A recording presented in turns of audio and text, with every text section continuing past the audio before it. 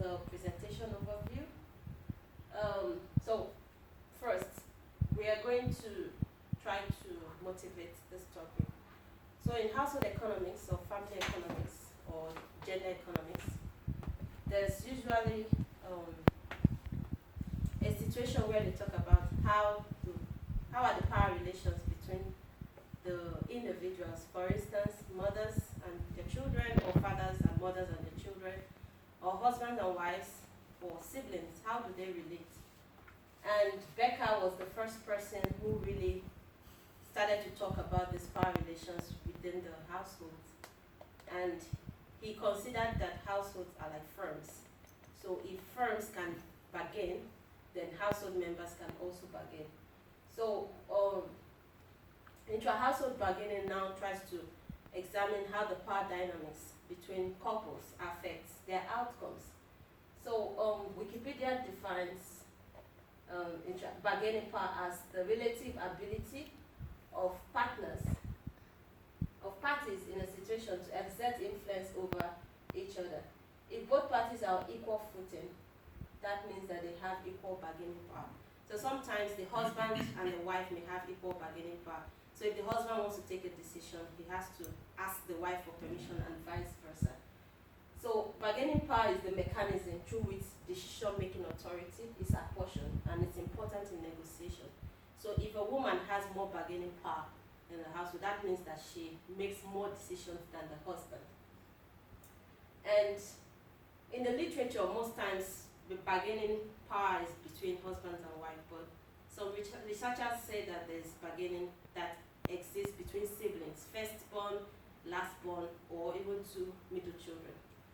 So in the literature, you can sometimes see bargaining or you see intra-household decision making, but they are quite different because decision making is the outcome of bargaining. So after you have bargained, you now have the authority to make decisions. So why is intra-household bargaining important? It's important because it affects household outcomes such as child health and nutritional status.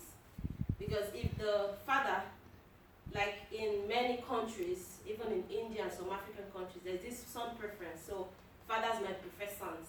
And if the father has a higher bargaining power, he might choose to invest more on the sons than the daughters. So whoever has the higher bargaining power would impact on the child's health and nutritional status, educational attainment, even reproductive behavior. There are some men who want as many children as possible, so they will try to influence how many children their wives give birth to, whether they use contraception, and even whether the woman should work. And technology adoption, maybe buying a mobile phone, or even buying the gas cooker. Some men will say, oh, I like food that smells of firewood. So bargaining power has also been linked to policies on women's empowerment and property rights. You have a question? Can I ask a question? Yes, you can. Why use the word adoption? Like when they're buying technology, but why adoption? Because it can mean a lot of different things. Why did you choose that word in particular? That's mostly what is in the literature, because you can choose to adopt technology for yourself. Not everybody chooses to adopt technology. Some people might prefer to use firewood or stove, even when they can afford to, so they choose not to adopt the technology. Oh, okay, in that sense. Yeah. All right, thank you. So women have differential access to control of resources, which can impede the allocation to household welfare, especially theirs and that of their children. Even some researchers like Udry, who was one of the prominent researchers in this area, has seen that bargaining power can impede technology adoption. They looked at agricultural technology. So sometimes they found that when husbands and wives farm the same plot, if the husband is more in charge of all those things, he might say, okay, we're not going to use fertilizer or improve seeds. And all these things still fall back on economics.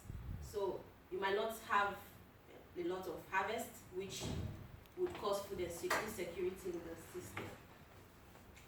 And another thing is that traditional models within household assume that household decisions are made by married partners within monogamous households. But we know in modern times that there are different types of households. You have homosexual couples, you have cohabiting couples, and then you have polygamous homes where you have a husband with more than one wife.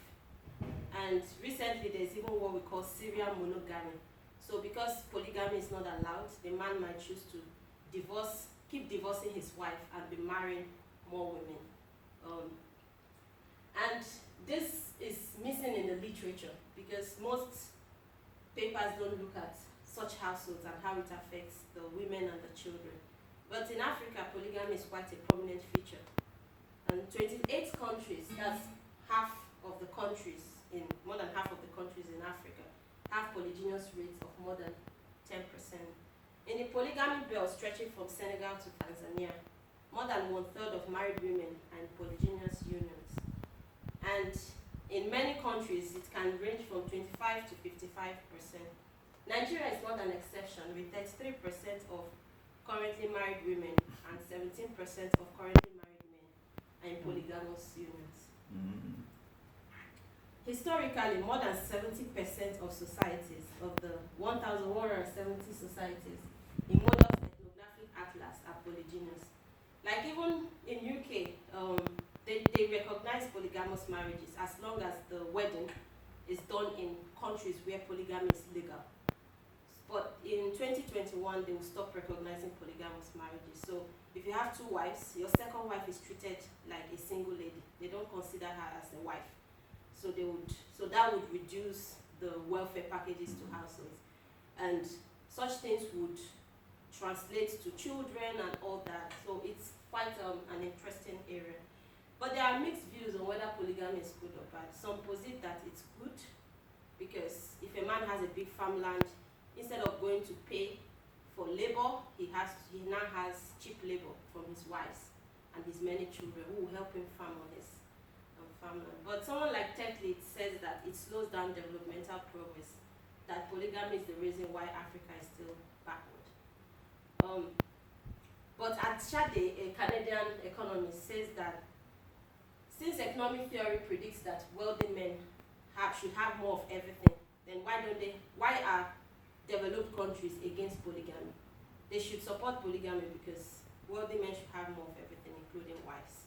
And if income matters to women, then women who are maximizing their own welfare and the welfare of their children should prefer to be the second, third, or fourth wife of a wealthy man than being the only wife of a poor man.